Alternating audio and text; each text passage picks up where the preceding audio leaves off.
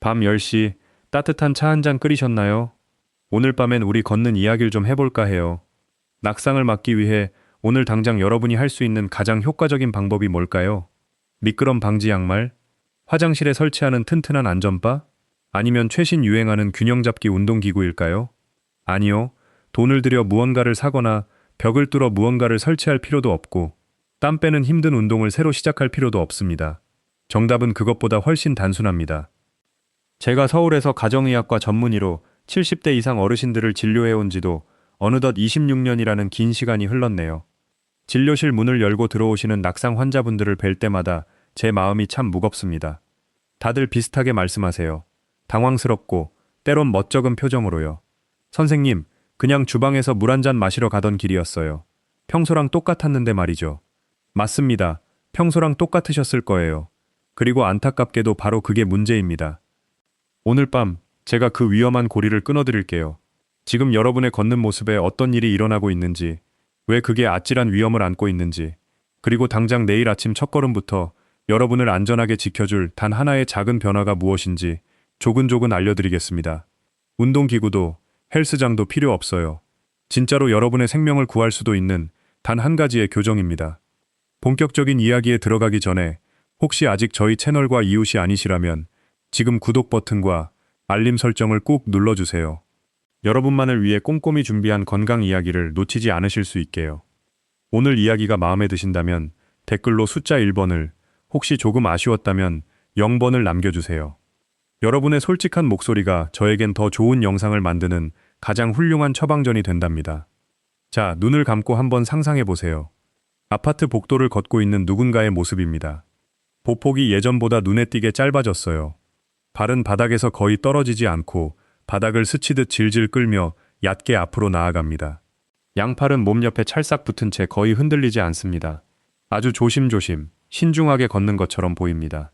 왜냐하면 무의식 저편에서 예전만큼 바닥이 안전하게 느껴지지 않는다는 걸 스스로 감지하고 있기 때문이죠. 우리는 이것을 종종걸음, 의학적인 용어로는 셔플 게이트라고 부릅니다. 제가 진료실에서 만나는 어르신들에게서 가장 흔하게 보는 걸음걸이 패턴이에요. 이 변화는 아주 서서히 찾아옵니다. 너무나도 점진적이어서 대부분은 자신이 이렇게 걷고 있다는 사실조차 알아차리지 못해요. 길을 걷다 아차하고 넘어질 뻔한 순간 이후로 생긴 작은 조심성이 어느새 굳은 습관이 되어버린 겁니다. 보폭은 좁아지고 발은 바닥에서 떨어지지 않으며 자세는 앞으로 쏠립니다. 본인은 조심스럽고 안전하게 걷는다고 느끼겠지만 역설적이게도 이는 우리 몸이 취할 수 있는 가장 위험한 움직임 중 하나입니다. 왜 그럴까요? 발이 바닥에 거의 붙은 채로 끌리듯 이동하면 바닥에 있는 아주 작은 불균형 하나가 치명적인 장애물로 돌변합니다. 발과 바닥 사이에 여유 공간이 없기 때문에 무언가에 걸리는 순간 대형 사고로 이어집니다. 게다가 보폭은 좁고 체중은 이미 앞으로 쏠려 있어서 발끝이 어딘가에 걸리는 찰나의 순간에 우리 몸은 중심을 잡고 회복할 시간도 공간도 없습니다. 넘어지고 있다는 사실을 뇌가 인지하기도 전에 이미 바닥에 쓰러져 버리는 것이죠. 이 종종걸음은 단지 겉모습의 문제가 아니라 몸속 깊은 곳의 적신호이기도 합니다. 다리를 들어 올리는 역할을 하는 고관절 굴곡근, 엉덩이 근육, 코어 근육이 오랫동안 쓰이지 않아 텅 비어버렸다는 뜻이거든요. 뇌에서 다리로 이어지는 신경의 연결 속도도 그만큼 느려졌다는 증거입니다. 하지만 너무 걱정하지 마세요. 정말 다행스러운 건 이 두 가지 문제 모두 완벽하게 되돌릴 수 있다는 사실입니다. 그리고 그 회복의 여정은 단 하나의 작은 변화에서 시작됩니다. 제가 여러분께 부탁드리고 싶은 단 하나의 변화는 바로 이것입니다. 지금 이 순간부터 여러분이 내딛는 모든 걸음은 반드시 발 뒤꿈치부터 바닥에 닿아야 합니다. 우리는 이것을 발 뒤꿈치 닿기라고 부릅니다. 젊고 기운이 넘칠 때 우리가 아무런 경계심 없이 편안하게 걸을 때를 떠올려 보세요. 걸음을 내디딜 때마다 언제나 발 뒤꿈치가 먼저 땅을 딛습니다. 그러고 나서 체중이 발바닥 아치를 따라 부드럽게 굴러가듯 앞으로 이동하고 마지막에 발가락으로 바닥을 밀어내며 다음 걸음의 추진력을 얻죠. 물 흐르듯 자연스럽고 연속적인 이 둥근 움직임은 인체가 만들어낼 수 있는 가장 효율적이고 안정적인 패턴입니다. 근육이 조금씩 줄어들고 균형 감각에 대한 자신감이 알게 모르게 사라지면서 이 아름다운 발뒤꿈치 닿기가 자취를 감추게 됩니다. 발 전체가 한 번에 평평하게 바닥에 닿거나 심지어 발끝이 먼저 닿기 시작합니다. 보폭은 짧아지고 발의 높이는 낮아지며 안정성은 걷잡을 수 없이 떨어지죠. 발바닥으로 둥글게 굴리며 걷는 것을 멈추고 발가락으로 바닥을 차고 나가는 힘을 잃어버립니다. 그렇게 우리는 질질 끄는 종종걸음을 걷게 되는 겁니다. 그렇다면 이 엉킨 실타래를 어떻게 다시 풀어낼 수 있을까요? 생각보다 훨씬 간단합니다. 걸음을 내디딜 때마다 평소보다 아주 조금만 더, 한 몇 센티미터 정도만 발 뒤꿈치를 앞으로 뻗는다고 생각하고 바닥에 닿게 해보세요. 발 뒤꿈치가 먼저 바닥에 닿는 순간 체중이 발을 따라 앞으로 부드럽게 이동하는 것을 느껴보세요. 그리고 걸음을 뗄 때는 뒤쪽에 남은 발가락이 바닥을 가볍게 밀어내도록 두는 겁니다. 발을 들어서 앞으로 뻗고 뒤꿈치부터 사뿐히 내려놓는 겁니다. 이 동작을 제대로 해내시면 우리 몸에서는 마법처럼 여러 가지 일이 동시에 일어납니다. 억지로 신경 쓰지 않아도 보폭이 자연스럽게 넓어지면서 걷는 속도와 앞으로 나아가는 힘이 눈에 띄게 좋아집니다. 발이 바닥에서 충분히 떨어지기 때문에 울퉁불퉁한 바닥에 걸려 넘어질 위험이 완전히 사라지죠. 구부정했던 자세도 저절로 꼿꼿하게 펴집니다. 발 뒤꿈치를 딛는 순간 몸의 무게중심이 뒤쪽으로 바로잡히면서 굽어있던 상체를 곧게 세워주거든요.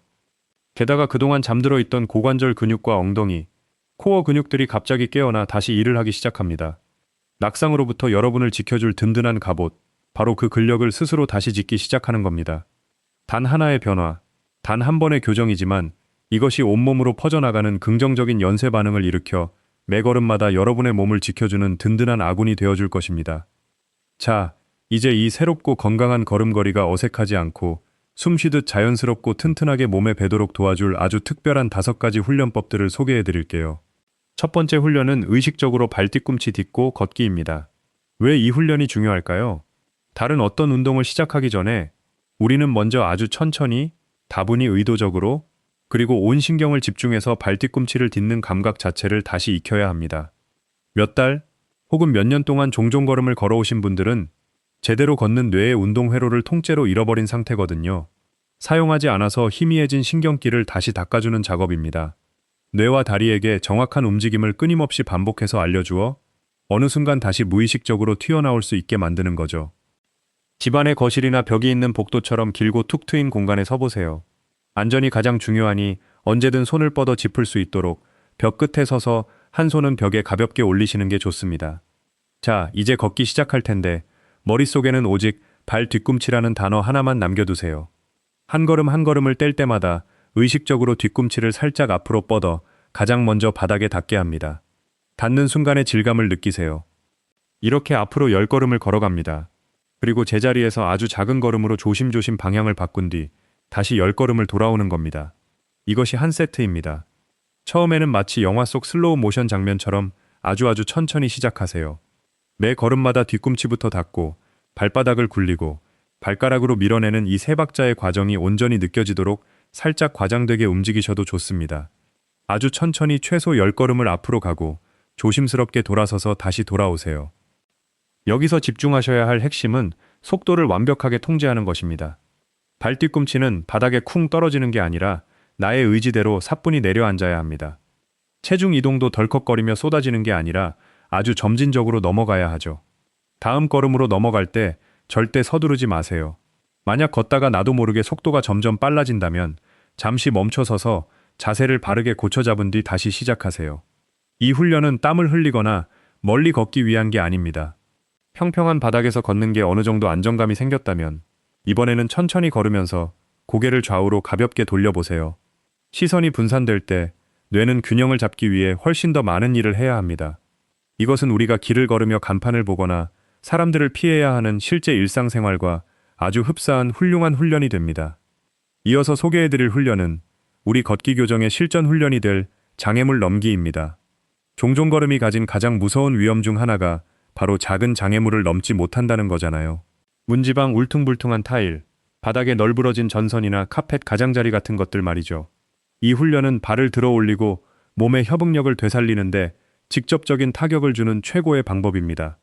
바닥에 둥글게만 수건이나 얇은 쿠션 같은 낮은 물건을 놓아주세요. 그 앞에 서서 한 번에 한 발씩 아주 천천히 장애물을 넘는 연습을 하는 겁니다. 이때 반드시 발 뒤꿈치가 먼저 바닥을 향해 나아가야 하고 발이 장애물을 완벽하게 넘어간 것을 확인한 뒤에 바닥에 착지해야 합니다. 무릎을 먼저 위로 들어 올린 다음 발 뒤꿈치를 앞으로 뻗고 통제력을 유지한 채로 바닥에 내려놓는 것에 온전히 집중하세요. 절대 서두르면 안 됩니다. 얼마나 빨리 넘느냐보다 발이 장애물에 걸리지 않고 충분히 높이 올라갔느냐가 훨씬 중요합니다. 자신감이 조금씩 붙는다면 장애물의 높이를 아주 살짝 높여보셔도 좋습니다. 단, 무조건 안전하게 통제할 수 있는 범위 안에서만 하셔야 합니다. 근력, 협응력, 균형 감각, 그리고 신경의 통제력까지 걷기에 필요한 모든 시스템을 바닥부터 완전히 새로 짓고 계신 겁니다. 궁극적인 목표는 의식하지 않아도 발 뒤꿈치부터 닿는 걸음이 자연스럽게 튀어나오게 만드는 것입니다. 걷는 것에 더 이상 신경 쓰지 않아도 될 때, 비로소 진짜 변화가 시작됩니다. 걸음이 안정되면 자신감과 독립성이 회복되고 낙상에 대한 두려움은 자연스럽게 눈 녹듯 사라질 테니까요. 한 걸음을 완성하는데 꼬박 3초에서 4초가 걸릴 정도로 아주 느리게요. 발을 들어 올리고 공중에서 아주 잠깐 멈춘 뒤 뒤꿈치를 앞으로 뻗어 바닥으로 내립니다. 체중이 이동하는 걸 느끼고 발가락으로 지면을 밀어내며 다음 걸음을 준비하세요. 이 슬로우 모션 스타일로 복도 끝까지 걸어갔다가 조심스럽게 돌아서 다시 돌아오세요. 이게 한 세트이고 총 2세트를 완성하시는 겁니다. 왜냐하면 우리가 무의식적으로 의존하던 나쁜 습관과 지름길들을 모조리 차단해버리기 때문이죠. 걸으면서 몸이 흔들리고 휘청거리는 게 느껴지시나요? 기꺼이 안아주세요. 바로 그 순간 여러분의 균형 시스템이 격렬하게 훈련받고 있는 거니까요. 발목이 중심을 잡으려고 꿈틀거릴 때마다 여러분의 신경계는 잃어버렸던 반응 속도를 되살리고 있는 겁니다. 이 어려움을 기꺼이 껴안으세요. 그게 이 훈련의 진짜 목적이니까요. 벽 근처에서 걷는 게 제법 안정적으로 느껴진다면 2~3걸음 정도는 눈을 감고 슬로우 모션으로 걸어보세요. 시각이 차단되면 우리 몸의 위치 감각이 극도로 예민해지면서 여러분이 만들고 있는 신경계의 긍정적인 변화가 훨씬 더 폭발적으로 일어납니다. 앞서 짧게 해보았던 장애물 넘기 훈련을 조금 더 현실에 맞게 다듬어 볼까요? 안전하고 평평한 복도는 훌륭한 출발점이지만 우리의 진짜 일상은 지뢰밭처럼 장애물로 가득하잖아요. 거실의 카펫, 방문턱, 반려동물의 장난감, 뱀처럼 얽힌 전기 코드, 마당의 무로스까지. 이 훈련은 눈앞의 장애물을 뇌가 인식하고 그걸 넘을 만큼 충분히 발을 높이 들어 올린 다음 반대편에 안전하게 착지하는 일련의 과정을 뇌와 다리에 깊이 새겨줍니다. 실제 생활에서 찰나의 순간에 위기가 닥쳤을 때 우리 몸이 반사적으로 해내야만 하는 바로 그 동작이죠. 집에 있는 수영장용 스펀지 누들이나 둥글게 단단히만 수건 혹은 가볍고 푹신한 물건을 거실 바닥에 놓아주세요. 높이는 10에서 15cm 정도가 적당합니다. 평소 걷는 편안한 통제된 속도로 장애물을 향해 걸어갑니다. 장애물 앞에 다다랐을 때 오른발을 아주 의도적으로 훌쩍 들어 올리세요. 여유 공간이 넉넉히 남을 정도로 충분히 높이 들어서 장애물을 넘는 겁니다. 그러고 나서 왼발도 마저 들어 올려 장애물을 완벽하게 넘어가세요. 거기서 멈추지 말고 몇 걸음 더 자연스럽게 걸어 나간 뒤 조심스럽게 돌아서서 다시 장애물을 넘어 돌아옵니다. 양방향으로 각각 5번씩 총 10번을 넘으시면 됩니다. 거리가 좁혀지면 속도를 살짝 줄이는 게 좋습니다. 장애물에 닿기 훨씬 전부터 미리 발을 들어 올릴 준비를 하고 아주 의식적이고 자신감 있게 발을 내딛는 겁니다. 이 훈련의 목표는 뇌가 장애물을 미리 알아채고 여유 있게 반응해서 당황하지 않고 통제력 있게 발을 들어 올리도록 길들이는 것입니다. 이 과정이 쉬워졌다면 장애물의 높이에 변화를 줘보세요. 이번 주는 조금 더 높게, 다음 주는 재질이 다른 물건으로요. 한 손에 가벼운 물건을 든 채로 장애물을 넘는 연습을 해보는 것도 기가 막히게 좋은 방법입니다. 사실 우리가 일상에서 발이 걸려 넘어질 때는 손에 무언가를 들고 있을 때가 훨씬 많거든요. 자, 이 모든 훈련을 시작하시기 전에 저와 약속 하나만 꼭 해주셔야 합니다. 여러분의 안전보다 중요한 건 이 세상에 없으니까요. 만약 최근에 고관절이나 무릎 인공관절 수술을 받으셨거나 족저근막염 같은 발뒤꿈치 질환으로 치료를 받고 계시거나 주치의로부터 체중이 실리는 운동을 피하라는 당부를 들으신 분이라면 이 동작들을 따라하기 전에 반드시 담당 의사나 물리치료사와 먼저 상의하셔야 합니다. 운동을 하실 때는 언제나 벽이나 싱크대 혹은 아주 묵직하고 튼튼한 의자 곁에서 하셔야 합니다. 절대 서두르지 마세요. 바닥이 미끄럽지 않은 실내화를 신으시거나 안전한 바닥이라면 맨발로 하시는 게 좋습니다. 그리고 훈련 도중 언제라도 날카로운 통증이 느껴지거나 어지럽거나 왠지 모르게 몸이 이상하다고 느껴지면 그 즉시 멈추셔야 합니다. 여러분의 안전을 담보로 하면서까지 억지로 해야 할 운동은 이 세상에 없습니다. 오늘 저와 함께한 이 시간 동안 여러분은 놀라운 사실 하나를 깨달으셨을 겁니다. 70대 이후에 찾아오는 다리와 발의 저림, 찌릿찌릿한 감각 둔화가 결코 평생 안고 가야 할 숙명 같은 게 아니라는 사실을 말이죠. 이 모든 치유의 과정은 발가락, 발바닥 아치, 그리고 발목에 숨어 있는 아주 작고 미세한 근육들을 잠에서 깨우는 것에서부터 시작됩니다. 방금 우리가 함께 알아본 발뒤꿈치를 딛고 굴리는 그 섬세한 움직임들이 발목 관절을 지나 종아리, 그리고 무릎 아래 다리 전체로 퍼져나가며 꽉 막혀 있던 혈액순환의 길을 뻥 뚫어줍니다. 메말라가던 신경세포들에 다시 따뜻한 피와 영양분이 공급되면서 생기를 되찾게 되는 것이죠. 오늘 소개된 움직임들은 우리 몸이 가장 좋아하는 치유의 순서대로 차곡차곡 쌓여 있습니다. 의자에 앉아 발가락과 발목을 깨우는 움직임이 첫 번째 신호를 보내고, 공이나 마사지 도구로 발바닥을 부드럽게 누르는 과정이 굳어있던 미세 혈관으로 혈액을 강하게 뿜어냅니다. 발뒤꿈치에서 발끝으로 체중이 둥글게 이동하는 순간 여러분의 신경계는 땅의 감각을 다시 온전히 기억해내죠. 수건을 발가락으로 움켜쥐듯 바닥을 밀어내는 동작은 수년에 걸쳐 소리 없이 빠져나갔던 발의 내재근을 강인하게 다시 지어 올립니다. 그리고 통제된 발뒤꿈치 들기 훈련은 이 모든 과정을 하나의 완벽한 교향곡처럼 묶어 여러분이 매일매일 숨쉬듯 믿고 쓸 수 있는 걸음걸이로 완성해냅니다.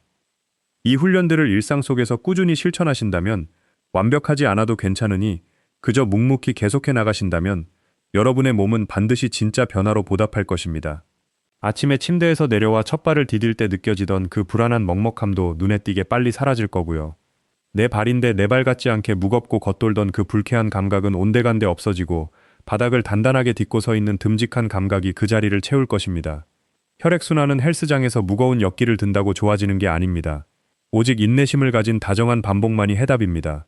일주일에 한 번 땀 뻘뻘 흘리며 하는 격렬한 운동보다 매일매일 꼼지락거리며 만들어내는 작은 움직임들이 우리 신경계에는 훨씬 더 맑고 또렷한 회복의 메시지를 전달합니다. 우리 몸은 매일 반복해서 상기시켜주는 것에 반응하도록 만들어져 있으니까요. 이 훈련들이 바로 여러분의 몸에 매일 보내는 다정한 안부 인사가 되어줄 겁니다. 이 꾸준함이 가져다줄 장기적인 선물은 그저 몸이 조금 편안해지는 것에 그치지 않습니다. 건강하게 살아난 신경 기능과 힘차게 도는 다리의 혈액순환은 여러분의 균형 감각을 철통같이 지켜줍니다. 수많은 어르신들의 마음속에서 조용히 자신감을 갉아먹고 있던 넘어질지도 모른다는 그 끔찍한 공포를 깨끗이 씻어내주죠.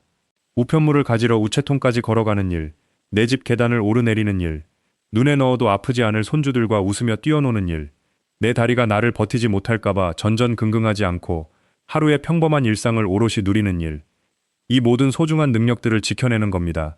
내 힘으로 온전히 서고 걷는다는 것, 그 독립성은 결코 사소한 게 아닙니다. 우리 삶의 전부나 다름없죠.